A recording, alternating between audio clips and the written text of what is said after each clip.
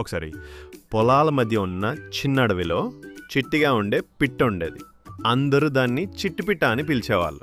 అది తెల్లని రెక్కలతో ఎర్రని ముక్కుతో బాగా అందంగా ఉండేది. కానీ ఒకరోజు అది గాల్లో ఎగిరే సమయంలో ఓ మగ్గుతాడు కంటపడింది. అది చిక్కుకుని నేల మీద పడిపోయింది. రెక్కకు గాయమైంది.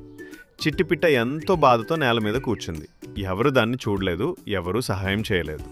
అంతలోనే అక్కడ బొద్దుగా నల్లగా ఉండే బుజ్జి ఎలుక రాసురుసులుగా అక్కడికి వచ్చింది. పిట్టని చూసి వెంటనే అడిగింది బుజ్జి ఎలుక, ఏమైంది చిట్టి, నీవిలా నేల మీద ఎందుకు కూర్చున్నావు? చిట్టిపిట్ట, నా రెక్క గాయపడింది బుజ్జి, నేను ఎగరలేను, నన్ను ఎవరు పట్టించుకోవడం లేదు. బుజ్జి ఎలుకకు ఎంతో కష్టం వేసింది. అది వెంటనే కొద్దిగా నీరు తెచ్చి చిట్టి రెక్కను శుభ్రం చేసింది. ఒక చిన్న ఆకుతో గాయం కప్పి అంచెలుగా రోజు రాత్రి పిట్టకు ఆహారం తెచ్చిపెట్టింది. చిట్టిపిట్ట బుజ్జి ఎలుక ప్రేమను చూసి ఎంతో హృదయపూర్వకంగా నవ్వింది. కొన్ని రోజుల్లో చిట్టిపిట్ట రెక్క మళ్ళీ బలంగా మారింది. అది మళ్ళీ గాల్లో ఎగరగలిగింది. అప్పటికి నెలలు గడిచిపోయాయి. ఒకరోజు బుజ్జి ఎలుక పొలాల మధ్య ఆహారం వెతుకుతూ పొలం రైతు వేసిన ఉచ్చులో చిక్కుకుంది. ఎలుక అరవడం మొదలుపెట్టింది. ఒరే, ఎవరైనా దయచేసి సహాయం చేయండి. ఎవ్వరూ వినలేదు.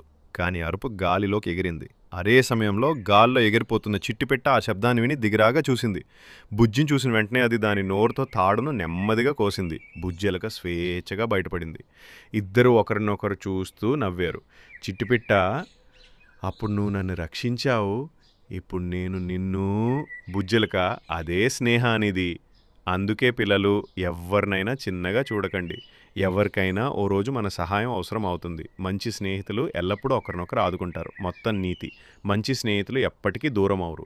ఒకరి కోసం మరొకరు ఎల్లప్పుడూ ఉన్నారు.